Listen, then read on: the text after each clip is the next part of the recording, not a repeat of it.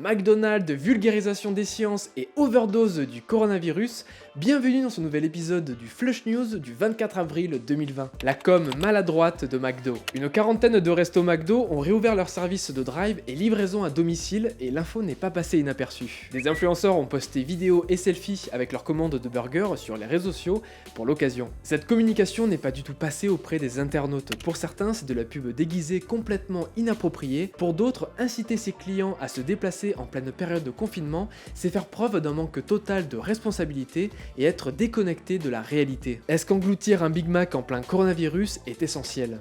Mais non wesh, toute la queue pour le McDo wesh. Oh là là là là là là là. Je vais grave rentrer chez moi wesh. L'annonce a en tout cas trouvé preneur, 3 heures de queue pour accéder au drive dans plusieurs villes. Le but ultime de ces voitures, c'est atteindre le drive du McDonald's qui a rouvert lundi. Voilà, 3 heures d'attente pour un Big Mac ou un Happy Meal. À croire que c'est ce qui a le plus manqué pendant le confinement. Et l'image de la marque dans tout ça? Bien entachée. Les syndicats se sont insurgés contre McDonald's de France, ils ont dénoncé la mise en danger de leurs employés. Selon le président des Happy Meal, ces derniers viennent travailler sur la base du volontariat. Pourtant, certains ont expliqué se sentir obligés de le faire sous peine de perdre leur boulot. Pour garantir la protection de son personnel et de ses clients, la chaîne de restaurants assure avoir réalisé un test appuyé par un guide opérationnel, lui-même validé par un comité scientifique d'experts en infectiologie et virologie. Un exemple, la distanciation d'1 mètre avec des marquages au sol. Mais difficile à faire respecter dans une cuisine. Un conseil pour l'instant, préférez les burgers maison. La com des scientifiques. En pleine crise sanitaire, les stars du moment sont les scientifiques, avec en tête en France le professeur Raoul. Si les chercheurs font la course au vaccin, on voit popper tous les jours des articles dans la presse pour expliquer leurs recherches, les résultats, les suppositions surtout. Et il y en a pour tous les goûts avec des infos qui se contredisent. Pourquoi? Ce n'est pas forcément la faute des journalistes que l'on accuse souvent de tellement vulgariser l'info qu'ils la tordent. C'est vrai que les journalistes ont tendance à favoriser d'instinct l'information la plus sexy, quitte à déformer la réalité. À cela s'ajoute souvent leur manque de connaissances sur le sujet, mais les scientifiques eux aussi y sont pour quelque chose. Une étude a ainsi prouvé que la plupart des déformations des informations scientifiques viennent des communiqués de presse rédigés par les experts eux-mêmes. Pourquoi? Parce que pour être reconnus et faire évoluer leur carrière, les chercheurs sont soumis à une logique de publication d'articles dont l'impact doit être le plus grand possible. C'est pourquoi les laboratoires et des universités privées cherchent à diffuser les résultats les plus sensationnels possibles. En gros, ils essayent de mettre des paillettes dans leurs résultats. Les journalistes ne feraient finalement que reprendre des désinformations déjà existantes dans les communiqués de presse, et si on ajoute la déformation faite par les journalistes, le contenu scientifique se retrouve complètement dénaturé. Un effet boule de neige qui est problématique pour nous qui sommes en bout de chaîne, surtout en période d'épidémie.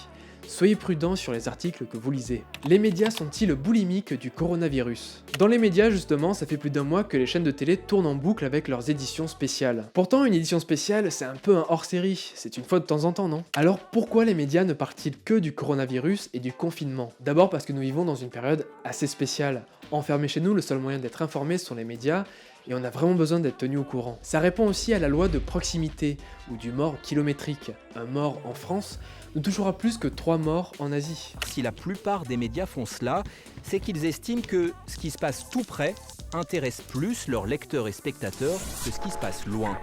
Et souvent c'est le cas. Et c'est vrai, quand c'était qu'en Chine, on n'en parlait pas trop, mais quand c'est arrivé chez nous, c'était la panique. C'est détestable, car cela donne l'impression que certaines vies ont plus de valeur que d'autres. Et c'est sans compter les algorithmes. Même si Google et les réseaux sociaux ne monétisent pas les contenus dits coronavirus, ils font tout pour les mettre en avant. Pourquoi? Parce qu'ils ont vu que ça intéressait l'internaute. C'est comme sur Deezer, quand on écoute trop souvent le même style de musique, l'algorithme va nous proposer des choses qui y ressemblent.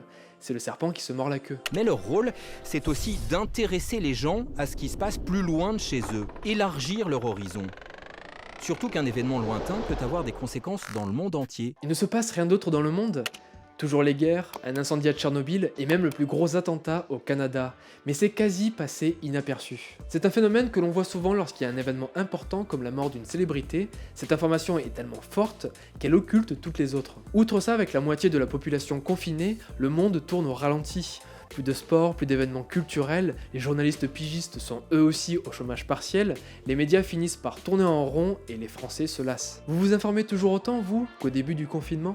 Chez Hush, on tente de vous divertir avec d'autres sujets, comme une vidéo sur la communication dans les jeux vidéo, ou encore toute une série de Quintush Royal dans lesquelles on propose à des personnalités de tirer des cartes. Mercredi, c'était Tristan Lopin, et demain, Olight, candidat à The Voice. Merci d'avoir suivi cette édition du Flush News, on se retrouve la semaine prochaine pour un nouvel épisode, et d'ici là, n'hésitez pas à aller faire un tour sur nos réseaux sociaux et sur notre site hushnews.com.